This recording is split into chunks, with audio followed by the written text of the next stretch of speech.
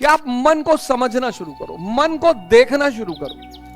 आप देखो, बस पहले चरण में आप सिर्फ ये देखो कि आप बाहर से परेशान ही नहीं हो, आप अंदर से परेशान हो।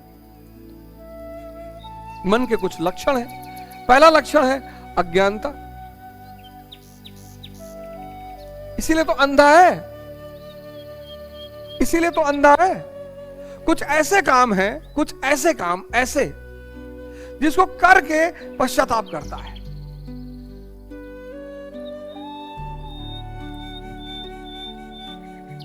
और रिपीटेडली करता है। अब तो सामाजिक मान्यता भी बहुत सारे चीजों को मिल रही है कि भाई सामाजिक मान्यता मिल रही कि आप करो। एक बात याद रखना, पसीना बहाने की चीज है, खून बहाने की चीज नहीं है, वीर बहाने की चीज नहीं है, नहीं है। मैं जानता हूं पश्चिम मानवतावाद के प्रभाव में इंसान की खुशी पर सबसे ज्यादा ध्यान देता है ह्यूमनिज्म, लेकिन पूरा दूसरों की वो चीज वर्ण करो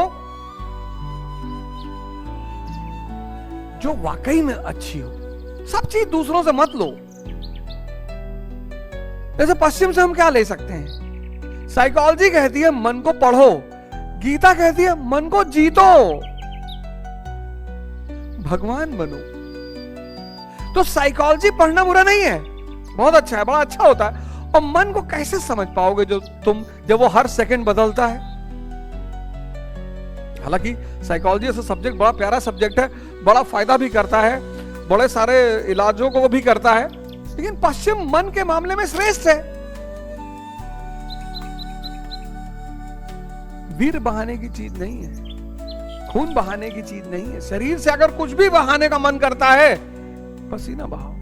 अज्ञानता ये मन का सबसे बड़ा लक्षण है। दूसरा आदत, किसी भी काम को 21 दिन अगर कर लोगे, 21 दिन, तो तुम्हारी आदत बन जाएगी। कुछ की तो 5 ही दिन में बन जाती है,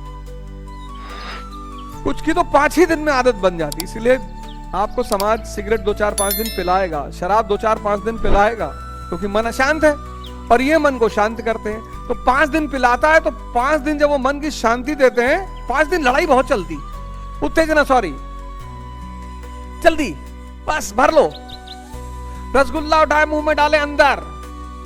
आवेग जो है मन को भूखा रखता है और यहीं से पैदा होती है हवस, लस्ट,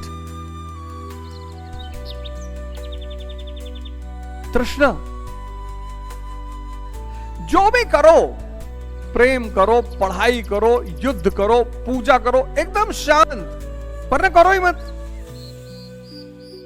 सब चीजों का, पूजा का रस मन को चाहिए, प्रेम का रस मन को चाहिए, भोजन का रस मन को चाहिए। रस जो है, रस वो मन को चाहिए, रस। और जब ये रस मन को नहीं मिलता, मन आपका मित्र भी हो सकता है। पिछले वाले में जो डायबिटीज की मैंने चर्चा की, उसमें बताया हवस कैसे पैदा होती है। हवस पैदा होती है आवेग से। आज के मानव को देखो, कहीं प्रेम से कुछ कर ही नहीं रहा है, जल्दी में है, बहुत जल्दी में।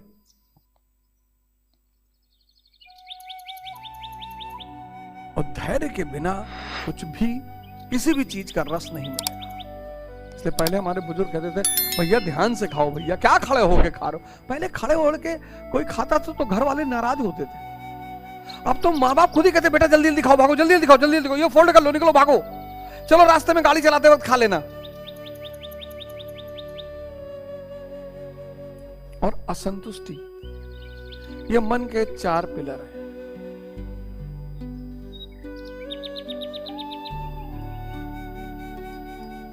असंतुष्टि, अज्ञानता, एक ही गलती को बार बार करना। ये अंधा आदमी ही कर सकता, आंख वाला नहीं करेगा। आज शेड्यूल बनाया पढ़ने का, नहीं पढ़ पाए, कल बनाया नहीं पढ़ पाए, परसों बनाया नहीं पढ़ पाए। ये लगातार गलती कौन करेगा? अंधा करेगा। आदत किसी भी चीज की पड़ सकती है, तो अगर नेगेटिव चीजों की पड़ सकती है तो पॉजिटिव चीजों की क्यों नहीं पड़ सकती? पॉजिटिव चीजों की आदत डलाने की प्रक्रिया को क्या कहते हैं? साधना।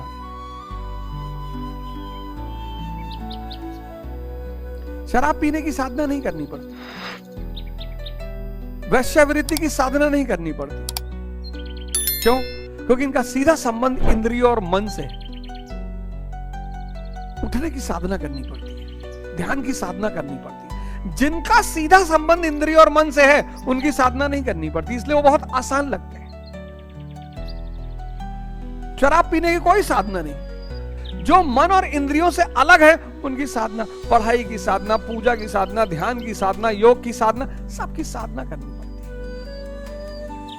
दर्द बर्दाश्त करना पड़ता है, पेन बर्दाश्त करना पड़ता है, उसी को तपस्या कहते हैं। इसलिए मैं आप सबसे कहता हूं कि मेहनत मजदूर करते हैं, राजा तपस्या करता है। तपस्या यानी ध्यान में किया गया श्रम। लोग हमसे पूछते हैं राजा कैसे बने भैया? तपस्या करो। 1556 कुछ भी नहीं है। 1605 तक मुगल साम्राज्य की स्थापना, चंद्रगुप्त मौर्य कुछ भी नहीं है। मौर्य साम्राज्य की स्थापना, ये सब तपस्वी थे। चंद्रगुप्त मौर्य कुछ भी नहीं है। मौर्य साम्राज्य की स्थापना, सब तपस्वी थे। तपस्वी मतलब वो व्यक्ति जो ताप सहकर अपने आप को बदल ले और इंद्रियों और मन का मालिक बन जाए। अब इंद्रियों और मन का मालिक बनने के बाद वो आईएएस पर रुक जाए कोई बात नहीं, वो मंत्री बन के रुक जाए कोई बात नहीं, वो प्रधानमंत्री बन के रुक जाए कोई बात नहीं, क्योंकि उसकी अंतिम परिणति क्या है कि उसको भगवान बनना ही है। तो अर्जुन भगवान श्री कृष्ण से कहता है आप नेगेटिव मत हो, आप सिर्फ साधना शुरू करो। इतनी ताकत है साधना में कि चीजें खुद ब खुद छूटती चली जाएंगी। उसका सबसे बड़ा उदाहरण मैं हूं। आप बस साधना शुरू करो, मन को देखना शुरू करो, मन को समझना शुरू करो। पहला स्टेप यही है। भीष्म द्रोणा प्रमुखता सर्वेशम चा महिषिताम उवाच पार्थ पश्यंत संवेता कुरुनीति। संजय बोला निद्रा जयी अर्जुन, हम सब निद्रा में हैं। निद्रा जयी अर्जुन, निद्रा जयी, हम सब निद्रा में हैं। निद्रा जयी अर्जुन, हम एक ऐसी निद्रा में हैं, हम सब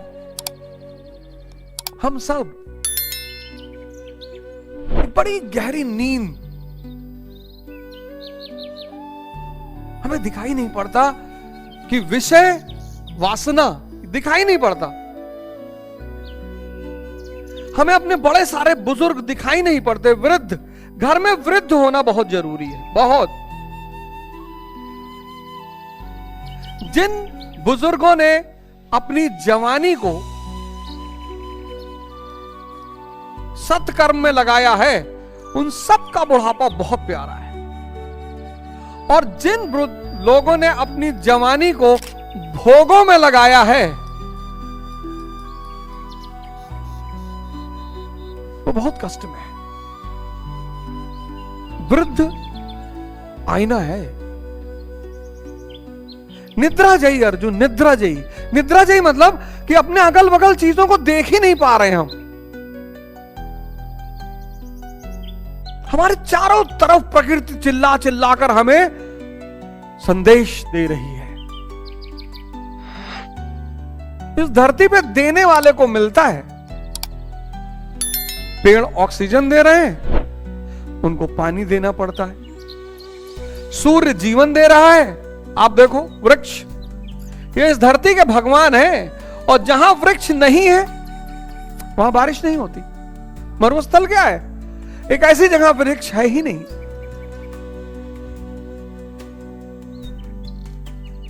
असम जाओ, नागालैंड जाओ, मेघालय जाओ, 24 घंटे बारिश हो रही है। जंगल, घने जंगल। सूर्य, इस पूरे धरती का पावर बैंक सूर्य है। आज बंद हो जाए, कल पृथ्वी खत्म हो जाए। कि जो हम भोजन कर रहे हैं, फरवरी का महीना चल रहा है, अब गेहूं की बालियां पकेंगी, लाल होंगी, पीली। इसी बात पे तो गाना बना था, मेरे देश की धरती सोना उगले उगले हीरे मोती।